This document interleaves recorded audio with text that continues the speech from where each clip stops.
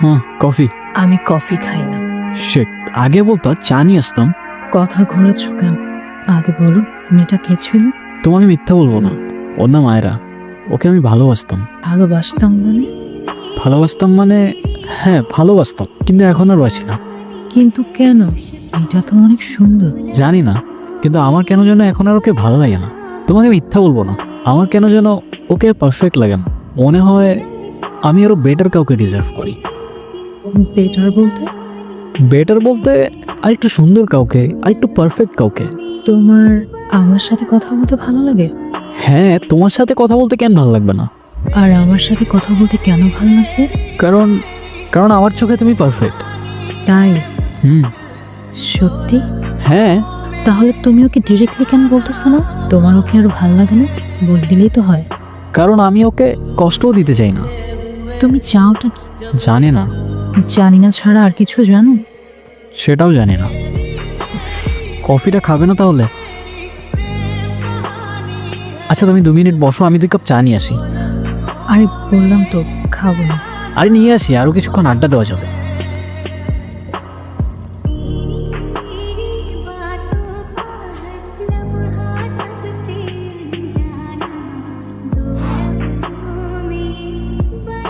হ্যাঁ, কি হয়েছে বলো।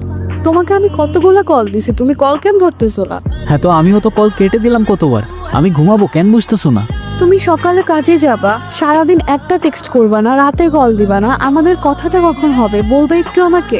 আয়রা, তোমাকে না বারবার আজকে বললাম, তুমি সেম জিনিসগুলো আবার স্টার্ট করলা। হ্যাঁ, তো আমি কি করবো আমাকে একটু বলবা? আমার মাথায় তো সারাদিন এগুলোই চলতে থাকে না।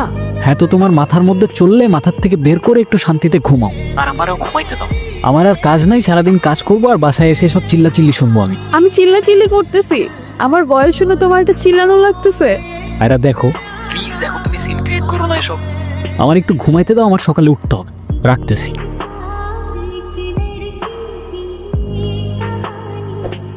কিরে মা, কাচ্ছিস কেন? কিছু হয়নি মা, এমনি। আমি তোর মা, আমাকে কিছু না বললেও আমি কিন্তু সব বুঝি। আর মেয়ের বয়স বাড়লে মা আর মেয়ে দুজন বন্ধু হয়ে যায়। জানিস তো কি যেন নাম ওই ছেলেটার? রায়ান। ওই ছেলেটার সাথে কিছু হয়েছে? সবই ঠিকঠাক ছিল মা, হঠাৎ করেই বারবার কেমন যেন চেঞ্জ হয়ে যায়। মাঝে মধ্যে মনে হয় আমি যাকে চিনি আসলে এটা ও না, অন্য কেউ। কি হয়েছে বল আমাকে। ও তো তোমাদের সাথে দেখা করার জন্য, বিয়ের প্রপোজাল দেওয়ার জন্য জবও শুরু করলো। স্যালারিও ঠিকঠাক ছিল, কিন্তু হঠাৎ করে আমাকে কেমন যেন অ্যাভয়েড করে, মিসবিহেভ করে আমার সাথে। এখনো সময় আছে, ডিসিশন নে। ভালোবাসা বারবার আসে, বিয়েটা কিন্তু একবারই হয়। এভাবে সারা রাতকে টর্চার করে আয়রা। আর টর্চার করবো না তোমাকে। তো কল কেন দিছো? শেষবারের মতো একটু দেখা করতে পারবা কাল? সরি, পারবো না, কালকে অফিস আছে। রায়ান, আমি শেষবারের মতো বলছি, এতটা ছোট করো না আমাকে। তো আমিও তো বলতেছি আমার কাজ আছে, বুঝতেছো না কেন? আমি ওয়েট করব, কিন্তু মনে রাখো আজকের পর থেকে কেউ তোমাকে আর টর্চার করবে না। তোমার ইচ্ছা হলে আইসো, আর যদি না আসো তাহলে ধরে নিও এটাই আমাদের শেষ কথা। এখন চুপচাপ বসে না থাকে, বলো কি বলবা। সব কিছু কি আবার আগের মতো ঠিক করা যায় না? সব তো ঠিকই আছে, আমি তো কিছু চেঞ্জ করি নাই। তুমি চেঞ্জ করো নাই, কিন্তু তুমি চেঞ্জ হয়ে গেছো। বাহ, তোমাদের এই মেয়েদের একটা জিনিস খুব জোস। প্রথমে বলবা তোমার এই জিনিসটা ভালো না, ওই অভ্যাসটা ভালো না, এইটা চেঞ্জ করো, ওইটা চেঞ্জ করো, আর চেঞ্জ করার পর তুমি আর আগের মতো নাই, তুমি চেঞ্জ হয়ে গেছো। মানে চাওটা কি তোমরা? সত্যি বলতে আমি কি চাই আমি নিজেও জানি না, হয়তো বা একটু ভালো থাকতে চাইছিলাম। তো থাকো না, ভালো থাকো, না করছে কে? আমাকে তোমার এখন আর সুন্দর লাগে না, তাই না? আরে আজব, ফোনটা কেন নিতেছো? অদ্রিতাকে, আইডিটা কার? তুমি আমাকে নিজেই বলতে পারতা। বলার কি আছে, ও আমার ফ্রেন্ড। ও তোমার ফ্রেন্ড, ফ্রেন্ডের সাথে এত কথা আর আমার সাথে কথা বলারই সময় নাই, বুঝাও আমাকে। বোঝানোর কি আছে এখানে? আমি ঠিকই জানতাম, নিজেই বলতো আমাকে, এতটা খারাপ লাগতো না। কখনো জোর করছে আমি তোমাকে কোনো ব্যাপারে? তুমি নিজেই বলতা তোমার আমাকে ভালো লাগে না, সুন্দর লাগে না, পারফেক্ট লাগে না, আমি চলে যাইতাম। কাজটা তুমি ঠিক করো নাই রায়ান, তোমার সাথে কেনই বা কথা বলতেছি আমি।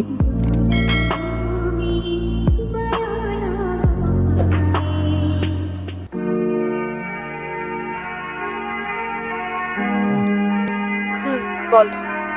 আমার সাথে শেষবারের মতো একবার দেখা করতে পারবা? একবার প্লিজ।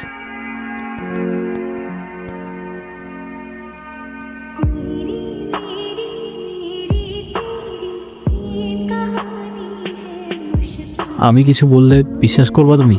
করবো, বলো। আমি ওর সাথে আর কথা বলবো না। আমি প্রমিস করতেছি তোমাকে, আমি ওর সাথে আর কখনো কথা বলবো না। বিশ্বাস করো, আমাকে শেষ একটাবার চান্স দাও। আমি বুঝি নাই, পারফেক্টের কোনো স্পেসিফিক ডেফিনেশন হয় না। যেমন তুমি আমার কাছে পারফেক্ট, আরেকজনের কাছে আরেকজন পারফেক্ট। আমার কাছে যে পারফেক্ট, আরেকজনের কাছে সে পারফেক্ট নাই হইতে পারে। কিন্তু আমি সত্যি বুঝি নাই যে আমার জন্য তুমিই পারফেক্ট। আমি তোমায় কথা দিচ্ছি, আমি অদ্রিতার সাথে আর কখনো কথা বলবো না। আমি খুব ভালো করেই জানি তুমি ওর সাথে আর কথা বলবা না। মানে ঠিক বুঝলাম না। কিছুদিন বাসায় একা থাকতে থাকতে মেন্টালি সিক হয়ে যাচ্ছিলাম। মা বারবার জোর করতেছিল একটা সাইকিয়াট্রিস্টের কাছে যেতে। প্রথমে যেতে চাইনি, বারবার জোর করায় চলে যাই। আর যে সাইকিয়াট্রিস্টের কাছে যাই, ও আমার কলেজের ফ্রেন্ড বিকি। কতদিন পর? হ্যাঁ, বসো বসো। কি অবস্থা তোমার? এই তো। তোমার? আন্টি কল করে বলেছিলেন তোমার কথা। হ্যাঁ, আমি তো আসতেই চাইনি। না না, এসে একদম ঠিক করেছো। হেজিটেশন ফিল না করে বল তোমার লাইফে কি চলছে। বেসিক্যালি আমি একটা ছেলেকে ভালোবাসতাম। আসলে বাসতাম না, বাসি। সবই ঠিকঠাক ছিল, বিয়ের কথাও চলছিল। কিন্তু হঠাৎ করে ও কেমন যেন চেঞ্জ হয়ে যায়। একটা মেয়ের সাথে কথা বলা শুরু করে, পুরো ক্যারেক্টারটাই চেঞ্জ হয়ে যায়। আর ছেলেটার নাম রায়ান, তাই তো?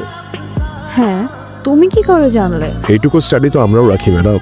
কিন্তু তোমার সিট বেল্ট বেঁধে নাও, কারণ আমি এখন তোমাকে যেটা বলতে যাচ্ছি তুমি হয়তো সেটা শোনার জন্য রেডি না। আমি ঠিক বুঝতে পারলাম না তোমার কথা। রায়ান গত 3 বছর ধরে আমার পেশেন্ট। এর আগে আমার সিনিয়রের পেশেন্ট ছিল। রায়ানের ডিসোসিয়েটিভ ডিসঅর্ডার আছে, যা ও নিজেও জানে না। যদি একটু ভেঙে বলি তাহলে হচ্ছে রায়ান নিজে নিজে ইমাজিনারি ফ্রেন্ড বানায়, মানে কাল্পনিক ক্যারেক্টার, যেগুলো বাস্তবের সাথে কোনো কানেকশন নেই। কি বলতেছো তুমি? আমি ঠিক বুঝতে পারতেছি না। বুঝতে একটু সময় লাগবে। রায়ানের মাইন্ড থেকে এক একটা ক্যারেক্টার বিল্ড আপ হয়, এবং যে ক্যারেক্টারগুলোর সাথে ও দেখা করে, কন্টিনিউ কথা বলে। মজার ব্যাপার হচ্ছে ওই ক্যারেক্টারগুলোর সাথে বাস্তবে কোনো কানেকশন নেই। আর এটা তাদের সাথেই হয় যাদের ডিসোসিয়েটিভ ডিসঅর্ডার আছে। কিন্তু ওর কেন ডিসোসিয়েটিভ ডিসঅর্ডার হবে? নিশ্চয়ই কোনো কারণ থাকবে, তাই না? হ্যাঁ, তা তো অবশ্যই। রায়ানের বাবা মা দুজনেই ছিলেন সাংবাদিক। পলিটিক্যাল একটা ইস্যু নিয়ে রাতারাতি দুজনকে মার্ডার করে ফেলা হয়, তাও সেটা আবার রায়ানের চোখের সামনে। তুমি বুঝতেছো ছেলেটার উপর কি পরিমাণ ট্রমা যায়? ওর ওপর দিয়ে অনেক কিছু গেছে, সবাই ওকে ছেড়ে চলে গেছে, তুমি যে আমার। কিন্তু আমি এখন কি করব? ও তো কথা পর্যন্ত বলতে চায় না আমার সাথে। একটু ওয়েট করো, আমি 100% শিওর না, তবে এতটুকু বলতে পারি তুমি ওর রিয়েল লাইফ থেকে দূরে সরতে শুরু করলে ও নিজেও সব কিছু ছেড়ে তোমাকে খুঁজতে শুরু করবে। কি বলতেছো তুমি? অদ্রিতা সত্যি আমার ফ্রেন্ড, আমাদের মাঝে মধ্যেই দেখা হতো, কথাও হতো। তাহলে ওর একটা ফটো দেখাও আমাকে। কিন্তু ওর কোনো ফটো তো আমার কাছে নাই। ওর কোনো ছবি তোমার কাছে নাই, কারণ ওর কোনো অস্তিত্ব এই দুনিয়াতে নাই। অদ্রিতার কিছুই না, শুধুমাত্র তোমার ভ্রম। এখনো অদ্রিতাকে নিয়েই পড়ে থাকবা, যার কোনো অস্তিত্বই নাই। হুম, এখন আর সুন্দর লাগে না আমাকে? লাগে তো। কেমন সুন্দর?